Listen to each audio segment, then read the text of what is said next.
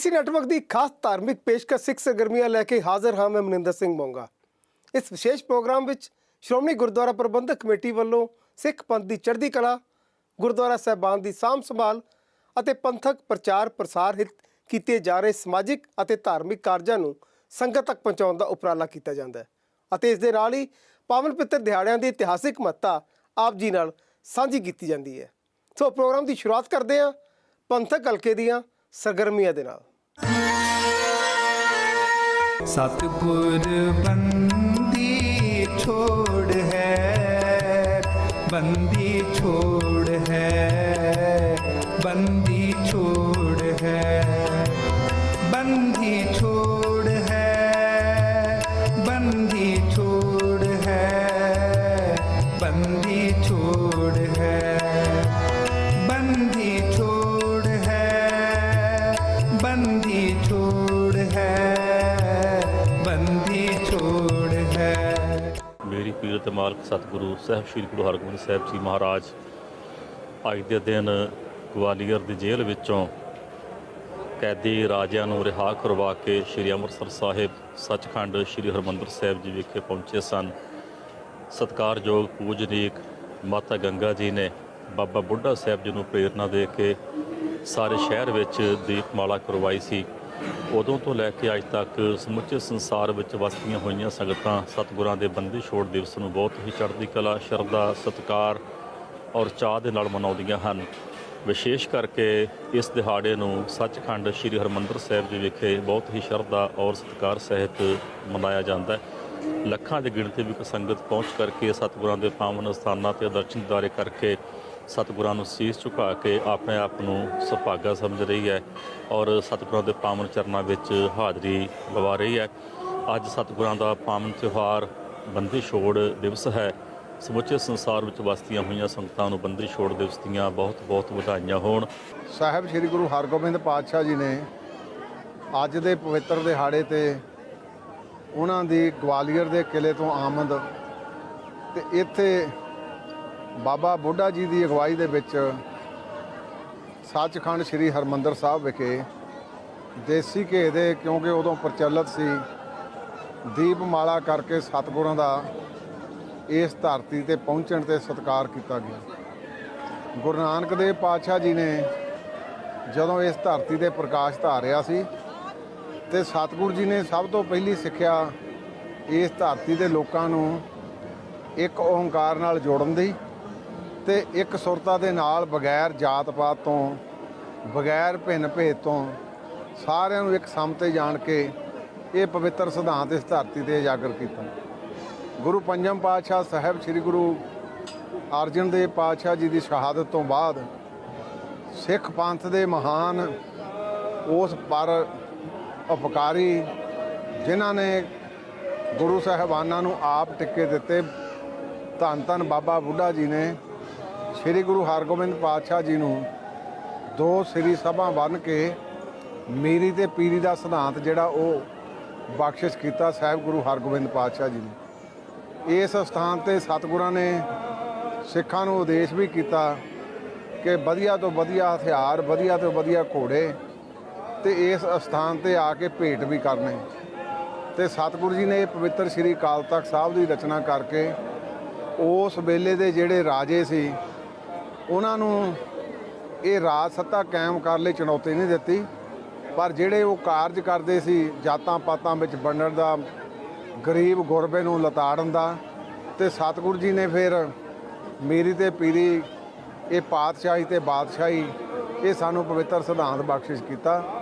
ਸੋ ਗੁਰੂ ਸਾਹਿਬ ਜੀ ਨੇ ਗੁਰੂ ਨਾਨਕ ਦੇਵ ਪਾਤਸ਼ਾਹ ਜੀ ਦੇ ਉਸ ਪਵਿੱਤਰ ਸਿਧਾਂਤ ਸਰਬੱਤ ਦੇ ਭਲੇ ਨੂੰ 52 ਉੱਥੋਂ ਦੇ ਜਿਹੜੇ ਰਾਜੇ ਜਿਹੜੇ ਮਾਨਸਿਕ ਤੌਰ 'ਤੇ ਔਰ ਸਰੀਰਕ ਤੌਰ 'ਤੇ ਬਹੁਤ ਨਿਰਬਲ ਹੋ ਚੁੱਕੇ ਸੀ, ਕਿਉਂਕਿ ਉਹ ਜੇਲ੍ਹ ਐਸੀ ਸੀ ਉੱਥੇ ਤਸੀਹੇ ਵੀ ਦਿੱਤੇ ਜਾਂਦੇ ਸੀ, ਖਾਣ ਨੂੰ ਵੀ ਕਈ ਵਾਰੀ ਘਟੀਆ ਦਿੱਤਾ ਜਾਂਦਾ ਸੀ। ਸਤਿਗੁਰੂ ਜੀ ਨੇ ਉਹਨਾਂ ਨੂੰ ਵੀ ਨਾਲ ਬੰਦੀ ਛੋੜ ਇਸੇ ਕਰਕੇ ਸਤਿਗੁਰੂ ਜੀ ਨੇ ਇਹ ਦਿਵਸ ਨੂੰ ਸਮਰਪਿਤ ਸਾਰਾ ਸਿੱਖ ਪੰਥ ਦੇਸ਼ ਤੇ ਵਿਦੇਸ਼ ਦੇ ਵਿੱਚ ਭਾਵੇਂ ਇੱਥੇ ਨਹੀਂ ਵੀ ਆ ਸਕਦੇ ਉਹ ਸਾਰੇ ਵੱਧ ਚੜ੍ਹ ਕੇ ਮਨਾਉਂਦੇ ਆ। ਸਾਰੀ ਕੌਮ ਨੂੰ ਬਹੁਤ ਬਹੁਤ ਵਧਾਈ ਦਿੰਦਾ। ਵਾਹਿਗੁਰੂ ਜੀ ਕਾ ਖਾਲਸਾ, ਵਾਹਿਗੁਰੂ ਜੀ ਕੀ ਫਤਿਹ।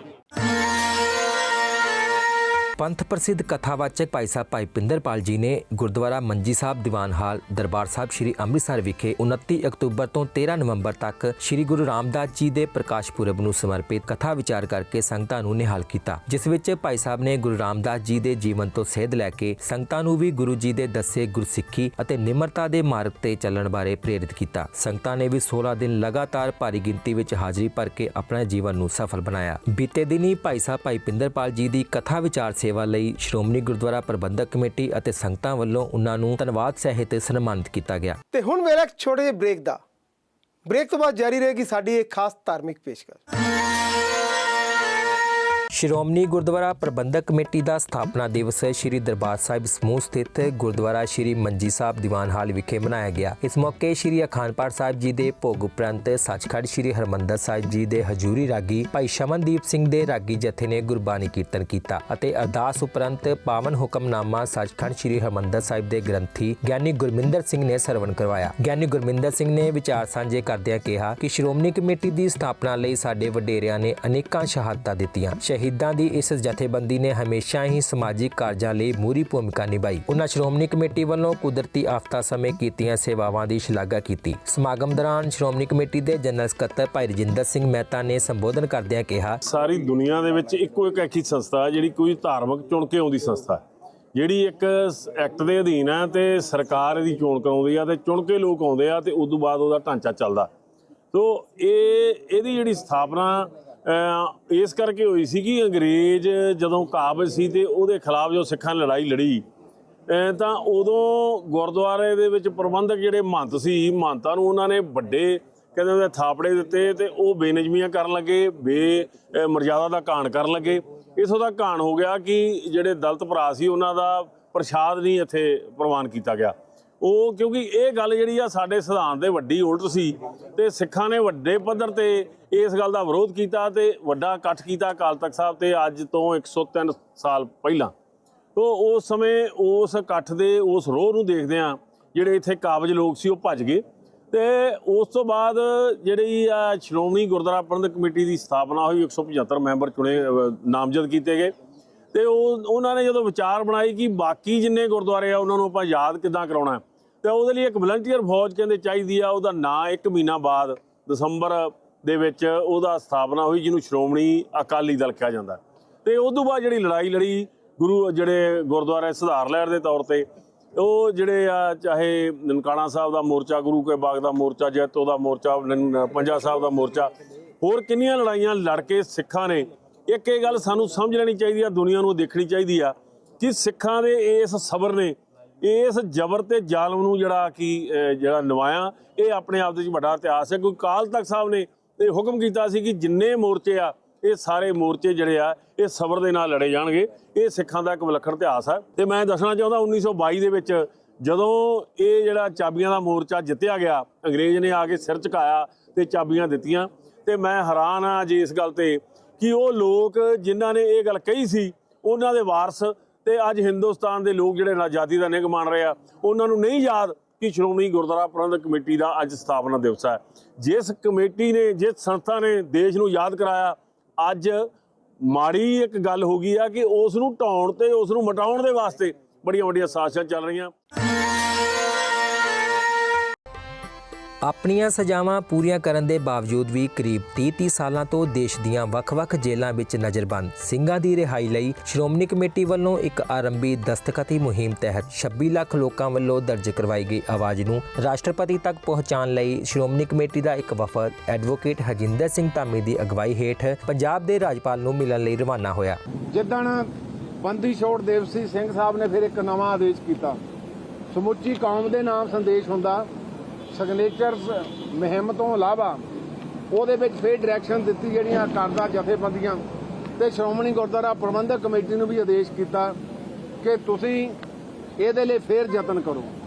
ਉਹ ਅਸੀਂ ਯਤਨਾਂ ਦੇ ਤਹਿਤ ਗਵਰਨਰ ਸਾਹਿਬ ਨੂੰ ਰਿਕੁਐਸਟ ਕੀਤੀ ਤੇ ਮੈਂ ਧੰਨਵਾਦ ਕਰਦਾ ਗਵਰਨਰ ਸਾਹਿਬ ਨੇ ਸਾਨੂੰ ਸਾਰਿਆਂ ਮੁੱਦਿਆਂ ਤੇ ਬੜਾ ਪੇਸ਼ੈਂਸਲੀ ਸੁਣਿਆ ਔਰ ਉਹਨਾਂ ਨੇ ਸਾਨੂੰ ਯਕੀਨ ਵੀ ਦਿਵਾਇਆ ਕਿ ਤੁਹਾਡੀ ਰਿਪਰੈਜ਼ੈਂਟੇਸ਼ਨ ਐਜ ਇਟ ਗਈ ਉਹ ਭੇਜ ਦਿੱਤੀ ਜਾਊਗੀ। ਹੁਣ ਬਹੁਤ ਸਾਰੇ ਇਹਦੇ ਉੱਤੇ ਕਿਉਂਕਿ ਕੌਮੀ ਮੁੱਦਾ ਤੇ ਕੌਮੀ ਦਰਦ ਆ, ਕਈ ਇਹਦੇ ਉੱਤੇ ਫਿਰ ਸਿਆਸੀ ਰੋਟੀਆਂ ਵੀ ਅਸੀਂ ਕੋਈ ਸਿਆਸੀ ਰੋਟੀਆਂ ਸ਼੍ਰੋਮਣੀ ਗੁਰਦੁਆਰਾ ਪ੍ਰਬੰਧਕ ਕਮੇਟੀ ਨਹੀਂ ਸੇਕਦੀ।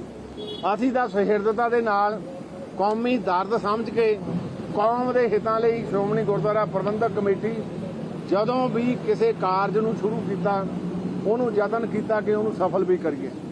ਸੋ ਅੱਜ ਅਸੀਂ ਸਾਰੇ ਉਸ ਤਹਿਤ ਮਿਲ ਕੇ ਆਏ ਹਾਂ। ਅਸੀਂ ਹੁਣ ਕੱਲ ਪਰਸੋਂ ਇੱਕ ਚਿੱਠੀ ਡੀਜੀਪੀ ਜੇਲ੍ਹ ਉਹਨਾਂ ਨੂੰ ਵੀ ਲਿਖੀ ਆ ਕਿ ਭਾਈ ਰਾਜੋਆਣਾ ਸਾਹਿਬ ਨੂੰ ਸ਼੍ਰੋਮਣੀ ਗੁਰਦੁਆਰਾ ਪ੍ਰਬੰਧਕ ਕਮੇਟੀ ਦਾ ਵਾਪਸ ਮਿਲਣਾ ਚਾਹੁੰਦਾ, ਕਿਉਂਕਿ ਰਾਜੋਆਣਾ ਸਾਹਿਬ ਨੇ 2 ਚਿੱਠੀਆਂ ਸ਼੍ਰੀ ਅਕਾਲ ਤਖਤ ਸਾਹਿਬ ਜੀ ਦੇ ਜਥੇਦਾਰ ਨੂੰ ਲਿਖੀਆਂ। ਆ ਜਿਹੜੀ ਲੇਟੈਸਟ ਚਿੱਠੀ ਆ ਉਹਦੇ ਵਿੱਚ ਉਹਨੇ ਜ਼ਿਕਰ ਕੀਤਾ ਕਿ ਮੈਂ ਭੁੱਖ ਹੜਤਾਲ ਆਪਣੀ 20 ਦਿਨ ਅੱਗੇ ਪਾਉਣਾ, ਪਰ ਜਿਹੜੀ ਸ਼੍ਰੋਮਣੀ ਗੁਰਦੁਆਰਾ ਪ੍ਰਬੰਧਕ ਕਮੇਟੀ ਵੱਲੋਂ ਅਪੀਲ ਕੀਤੀ ਆ ਰਹਿਮ ਦੀ ਸੈਂਟਰ ਸਰਕਾਰ ਕੋਲ ਨਹੀਂ ਪ੍ਰੈਜ਼ੀਡੈਂਟ ਆਫ ਇੰਡੀਆ ਕੋਲ, ਉਹ ਵਾਪਸ ਲਵੇ। ਮੈਂ ਕੇਂਦਰ ਦੀ ਸਰਕਾਰ ਤੋਂ ਵੀ ਮੰਗ ਕਰਦਾ ਕਿ ਪਹਿਲਾਂ ਤਾਂ ਸੁਪਰੀਮ ਕੋਰਟ ਦੇ ਵਿੱਚ ਪਟੀਸ਼ਨ ਪੈਂਡਿੰਗ ਸੀ, ਅਸੀਂ ਇਹ ਬਹਾਨਾ ਲਾਉਂਦੇ ਰਹੇ ਕਿ ਉਹ ਪਟੀਸ਼ਨ ਡਿਸਪੋਜ਼ ਆਫ ਹੋਊਗੀ। ਹੁਣ ਪਟੀਸ਼ਨ ਡਿਸਪੋਜ਼ ਆਫ ਹੋਈ ਨੂੰ ਵੀ ਸਾਲ ਹੋ ਗਿਆ, ਪਰ ਸਾਲ ਤੋਂ ਬਾਅਦ ਅੱਜ ਵੀ ਮੈਂ ਦੇਖ ਰਿਹਾ ਉਹਦੇ ਤੇ ਕੋਈ ਐਕਸ਼ਨ ਨਹੀਂ ਲਿਆ ਜਾ ਰਿਹਾ। ਸਿੱਖ ਕੌਮ ਦੇ ਮਹਾਨ ਜਰਨੈਲ ਸਿਰਲੱਥ ਜੋਧੇ ਧੰਨ ਧੰਨ ਬਾਬਾ ਦੀਪ ਸਿੰਘ ਜੀ ਦਾ ਸ਼ਹੀਦੀ ਦਿਹਾੜਾ ਬੀਤੇ ਦਿਨੀ ਸਮੂਹ ਸਿੱਖ ਜਗਤ ਵੱਲੋਂ ਬੜੀ ਸ਼ਰਧਾ ਅਤੇ ਸਤਿਕਾਰ ਨਾਲ ਮਨਾਇਆ ਗਿਆ। ਜਦੋਂ ਅਹਿਮਦ ਸ਼ਾਹ ਅਬਦਾਲੀ ਨੇ ਸੱਚਖੰਡ ਸ੍ਰੀ ਹਰਿਮੰਦਰ ਸਾਹਿਬ ਤੇ ਹਮਲਾ ਕਰਕੇ ਗੁਰੂ ਘਰ ਦਾ ਅਪਮਾਨ ਕੀਤਾ ਤਾਂ ਇਸ ਬੇਅਦਬੀ ਦਾ ਬਦਲਾ ਲੈਣ ਲਈ ਬਾਬਾ ਦੀਪ ਸਿੰਘ ਜੀ ਨੇ ਮੁਗਲਾਂ ਨਾਲ ਯੁੱਧ ਕਰਕੇ ਮੁਗਲ ਜਰਨੈਲ ਜਮਾਲ ਖਾਨ ਨੂੰ ਮੌਤ ਦੇ ਘਾਟ ਉਤਾਰਿਆ ਅਤੇ ਸੀਸ ਤਲੀ ਤੇ ਧਰ ਕੇ ਸ਼ਹਾਦਤ ਤੇ ਬਹਾਦਰੀ ਦੀ ਵਿਲੱਖਣ ਮਿਸਾਲ ਪੇਸ਼ ਕੀਤੀ। ਦਮਦਮੀ ਟਕਸਾਲ ਦੇ ਪਹਿਲੇ ਮੁਖੀ ਬ੍ਰਹਮ ਗਿਆਨੀ ਬਾਬਾ ਦੀਪ ਸਿੰਘ ਜੀ ਦੇ ਸ਼ਹੀਦੀ ਦਿਹਾੜੇ ਮੌਕੇ ਗੁਰਦੁਆਰਾ ਸ਼ਹੀਦਗੰਜ ਬਾਬਾ ਦੀਪ ਸਿੰਘ ਵਿਖੇ ਵਿਸ਼ੇਸ਼ ਸਮਾਗਮਾਂ ਦਾ ਆਯੋਜਨ ਕੀਤਾ ਗਿਆ, ਜਿਸ ਵਿੱਚ ਪੰਥ ਦੇ ਪ੍ਰਸਿੱਧ ਰਾਗੀ ਢਾਡੀ ਅਤੇ ਕਵਿਸ਼ਰੀ ਜਥਿਆਂ ਵੱਲੋਂ ਸੰਗਤਾਂ ਨੂੰ ਗੁਰ ਇਤਿਹਾਸ ਤੋਂ ਜਾਣੂ ਕਰਵਾਇਆ ਗਿਆ। ਮਿਲਦੇ ਮੌਤ ਨੂੰ ਗਲੀ ਜੋ ਹਾਰ ਪਾ ਕੇ ਜੀਵਨ ਵਿੱਚ ਨਾ ਉਹਨਾਂ ਦੇ ਹਾਰ ਵੇਖੀ, ਝੋਲੀ ਜਿਹਦੀ ਸ਼ਹੀਦਾਂ ਦੇ ਫੁੱਲ ਬਹੁਤੇ ਉਸੇ ਕੌਮ ਦੇ ਬਾਗੀ ਬਹਾਰ ਦੇਖੀ। ਕਵੀ ਨੇ ਬੜਾ ਸੋਹਣਾ ਲਿਖਿਆ ਹੈ, ਕਹਿੰਦਾ ਕਿ ਸੰਸਾਰ ਦੇ ਲੋਗੋ ਜਿਨ੍ਹਾਂ ਨੇ ਆਪਣੇ ਧਰਮ ਵਾਸਤੇ ਆਪਣੇ ਦੇਸ਼ ਵਾਸਤੇ ਆਪਣਾ ਖੂਨ ਡੋਲਿਆ, ਉਹਨਾਂ ਦੇ ਕੌਮਾਂ ਦੇ ਬਾਗਾਂ ਵਿੱਚ ਬਹਾਰ ਦੇਖੀ ਜਾਂਦੀ ਹੈ। ਉਹੀ ਕੌਮਾਂ ਵੱਧਦੀਆਂ ਫੁੱਲਦੀਆਂ ਨੇ ਜਿਹੜੀਆਂ ਕੌਮ ਵਾਸਤੇ ਆਪਾਂ ਨੂੰ ਨਿਸ਼ਾਵਰ ਕਰ ਦਿੰਦੀਆਂ ਨੇ।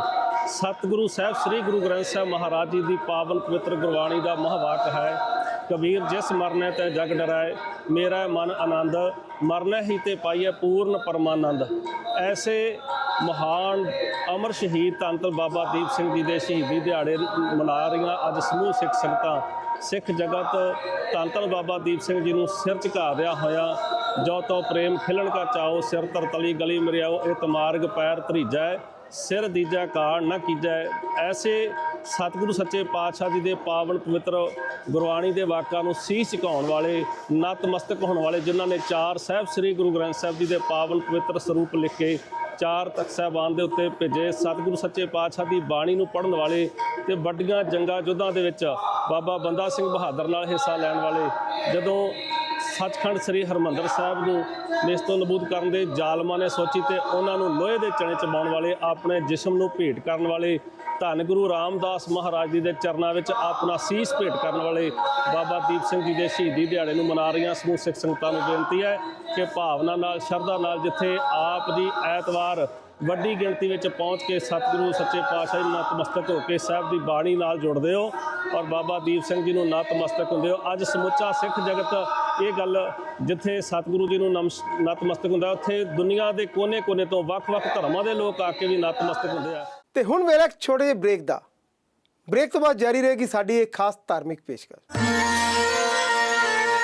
ਆਨੰਦ ਜਗਤ ਵਿੱਚ ਕਲ ਤਾਰਨ ਗੁਰੂ ਨਾਨਕ ਆਇਆ, ਕਲ ਤਾਰਨ ਗੁਰੂ ਨਾਨਕ ਆਇਆ। ਧੰਨ ਗੁਰੂ ਨਾਨਕ ਸਾਹਿਬ ਜੀ ਦਾ ਆਗਮਨ ਸਨ 1469 ਈਸਵੀ ਨੂੰ ਰਾਏ ਭੋਇ ਦੀ ਤਲਵੰਡੀ ਪਿਤਾ ਮਹਿਤਾ ਕਾਲੂ ਅਤੇ ਮਾਤਾ ਤ੍ਰਿਪਤਾ ਜੀ ਦੇ ਘਰ ਨਨਕਾਣਾ ਸਾਹਿਬ ਪਾਕਿਸਤਾਨ ਦੀ ਧਰਤੀ ਤੇ ਹੋਇਆ। ਧੰਨ ਗੁਰੂ ਨਾਨਕ ਸਾਹਿਬ ਬਚਪਨ ਤੋਂ ਹੀ ਬੜੀ ਹੀ ਉੱਚੀ ਅਤੇ ਸੁੱਚੀ ਬਹੁਪੱਖੀ ਸ਼ਖਸੀਅਤ ਦੇ ਮਾਲਕ ਅਤੇ ਸੰਸਾਰ ਨਾਲੋਂ ਆਪ ਜੀ ਦੀ ਰੁਚੀ ਪਰਮਾਰਥ ਵਾਲੇ ਪਾਸੇ ਜ਼ਿਆਦਾ ਸੀ। ਆਪ ਸ਼ਾਂਤ ਸੁਭਾਅ ਦੇ ਮਾਲਕ ਸਨ। ਆਪ ਜੀ ਦੀ ਇੱਕ ਵੱਡੀ ਭੈਣ ਬੇਬੇ ਨਾਨਕੀ ਸੀ ਜੋ ਗੁਰੂ ਸਾਹਿਬ ਤੋਂ 5 ਸਾਲ ਵੱਡੇ ਸਨ, ਜੋ ਹਮੇਸ਼ਾ ਆਪ ਜੀ ਨੂੰ ਪਰਮੇਸ਼ਰ ਦਾ ਰੂਪ ਜਾਣ ਕੇ ਮੰਨਦੇ ਸਨ। ਪਿਆਰਾ ਨਾਨਕ ਜੀ ਮਿੱਤਰ ਪਿਆਰਾ ਪਿਆਰਾ ਨਾਨਕ ਜੀ ਮਿੱਤਰ ਪਿਆਰਾ ਆਪ ਜੀ ਦੇ ਸਤਿਕਾਰਯੋਗ ਪਿਤਾ ਮਹਿਤਾ ਕਾਲੂ ਜੀ ਖੇਤੀ ਅਤੇ ਵਪਾਰ ਦਾ ਕੰਮ ਕਰਦੇ ਸਨ। ਛੋਟੀ ਉਮਰ ਦੇ ਵਿੱਚ ਹੀ ਗੁਰੂ ਸਾਹਿਬ ਜੀ ਦੇ ਲਈ ਦੁਨਿਆਵੀ ਵਿੱਦਿਆ ਸਿਖਾਉਣ ਦਾ ਪ੍ਰਬੰਧ ਕੀਤਾ ਗਿਆ, ਜਿਸ ਤਹਿਤ ਪੰਡਤ ਗੋਪਾਲ, ਬ੍ਰਿਜਲਾਲ ਅਤੇ ਮੌਲਵੀ ਦੇ ਕੋਲ ਸੰਸਕ੍ਰਿਤ ਅਤੇ ਫਾਰਸੀ ਦੀ ਵਿੱਦਿਆ ਗ੍ਰਹਿਣ ਕਰਵਾਈ ਗਈ। ਪਰ ਗੁਰੂ ਸਾਹਿਬ ਜੀ ਨੇ ਦੁਨਿਆਵੀ ਵਿੱਦਿਆ ਗ੍ਰਹਿਣ ਕਰਨ ਨਾਲੋਂ ਅਧਿਆਤਮਕ ਗਿਆਨ ਵਿੱਚ ਜ਼ਿਆਦਾ ਦਿਲਚਸਪੀ ਵਿਖਾਈ। ਇੱਕ ਵਾਰ ਪਿਤਾ ਮਹਿਤਾ ਕਾਲੂ ਜੀ ਨੇ ਗੁਰੂ ਨਾਨਕ ਸਾਹਿਬ ਜੀ ਨੂੰ 20 ਰੁਪਏ ਦਿੱਤੇ ਅਤੇ ਆਖਿਆ ਕਿ ਕੋਈ ਵਪਾਰ ਕਰਕੇ ਆਓ। ਰਸਤੇ ਵਿੱਚ ਗੁਰੂ ਨਾਨਕ ਸਾਹਿਬ ਜੀ ਨੇ ਭੁੱਖੇ ਸਾਧੂਆਂ ਨੂੰ ਮਿਲੇ ਅਤੇ ਉਹਨਾਂ ਨੂੰ 20 ਰੁਪਏ ਦਾ ਲੰਗਰ ਛਕਾ ਦਿੱਤਾ। ਤੇ ਜਦੋਂ ਗੁਰੂ ਨਾਨਕ ਸਾਹਿਬ ਪਰਤ ਕੇ ਘਰ ਪਹੁੰਚੇ ਤਾਂ ਪਿਤਾ ਜੀ ਨੇ ਪੁੱਛਿਆ ਕੀ ਵਪਾਰ ਕੀਤਾ ਹੈ, ਤਾਂ ਗੁਰੂ ਨਾਨਕ ਸਾਹਿਬ ਨੇ ਬੜੇ ਪਿਆਰ ਦੇ ਨਾਲ ਆਖਿਆ, ਭੁੱਖੇ ਸਾਧੂਆਂ ਨੂੰ ਭੋਜਨ ਛਕਾਉਣ ਤੋਂ ਵੱਡਾ ਹੋਰ ਸੱਚਾ ਸੌਦਾ ਕਿਹੜਾ ਹੋ ਸਕਦਾ ਹੈ। ਵਡਿਆਈ ਗੁਰੂ ਨਾਨਕ ਕੀ ਵਡਿਆਈ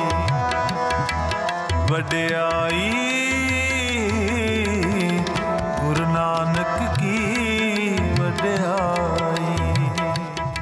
ਜਦੋਂ ਗੁਰੂ ਨਾਨਕ ਸਾਹਿਬ ਜੀ ਦੀ ਉਮਰ 9 ਸਾਲ ਦੀ ਹੋਈ ਤਾਂ ਧਾਰਮਿਕ ਰਸਮਾਂ ਦੇ ਮੁਤਾਬਕ ਗੁਰੂ ਨਾਨਕ ਸਾਹਿਬ ਜੀ ਨੂੰ ਜਨੇਊ ਧਾਰਨ ਕਰਨ ਦੇ ਲਈ ਪੰਡਤ ਹਰਦਿਆਲ ਜੀ ਨੂੰ ਬੁਲਾਇਆ ਗਿਆ। ਜਦ ਪੰਡਤ ਜੀ ਨੇ ਗੁਰੂ ਜੀ ਨੂੰ ਜਨੇਊ ਪਾਉਣ ਲੱਗੇ ਤਾਂ ਗੁਰੂ ਸਾਹਿਬ ਨੇ ਆਖਿਆ ਕਿ ਇਹ ਤਾਂ ਧਾਗੇ ਦਾ ਜਨੇਊ ਹੈ ਜੋ ਮੈਲਾ ਹੋ ਸਕਦਾ ਹੈ, ਟੁੱਟ ਵੀ ਸਕਦਾ ਹੈ ਤੇ ਮਨੁੱਖ ਦੇ ਅੰਤਮ ਸਮੇਂ ਸੜ ਵੀ ਜਾਂਦਾ ਹੈ। ਤਾਂ ਫਿਰ ਉਹਨਾਂ ਨੇ ਆਖਿਆ ਕਿ ਮੈਨੂੰ ਅਜਿਹਾ ਜਨੇਊ ਚਾਹੀਦਾ ਹੈ ਜੋ ਮਨੁੱਖੀ ਜੀਵਨ ਨੂੰ ਹਰ ਪਾਸਿਓਂ ਉੱਚਾ ਸੁੱਚਾ ਉਠਾ ਸਕੇ ਅਤੇ ਸਦੀਵੀ ਤੌਰ ਤੇ ਮੇਰੇ ਨਾਲ ਰਹੇ। ਬਾਣੀ ਦਾ ਬੜਾ ਹੀ ਸੋਹਣਾ ਗੁਰੂ ਨਾਨਕ ਸਾਹਿਬ ਜੀ ਦਾ ਇਹ ਬੋਲ ਹੈ, ਦਇਆ ਕਪਾਸ ਸੰਤੋਖ ਸੁਤ ਜਤ ਗੰਢੀ ਸਤ ਵਟ, ਇਹ ਜਨੇਊ ਜੀ ਕਾ ਹਈ ਤਾਂ ਪਾਂਡੇ ਘੱਤ, ਨਾ ਇਹ ਟੁੱਟੈ ਨਾ ਮਲ ਲੱਗੈ, ਨਾ ਇਹ ਜਲੇ ਨਾ ਜਾਏ, ਧਨ ਸੋ ਮਾਨਸ ਨਾਨਕਾ ਜੋ ਗਲ ਚੱਲੈ ਪਾਏ। ਤਿੰਨ ਬੇਦੀਆਂ ਕੀ ਕੁਲ ਬਿਖੈ, ਪ੍ਰਗਟੇ ਨਾਨਕ ਰਾਹ, ਸਭ ਸਿੱਖਨ ਕੋ ਸੁਖ ਦਏ,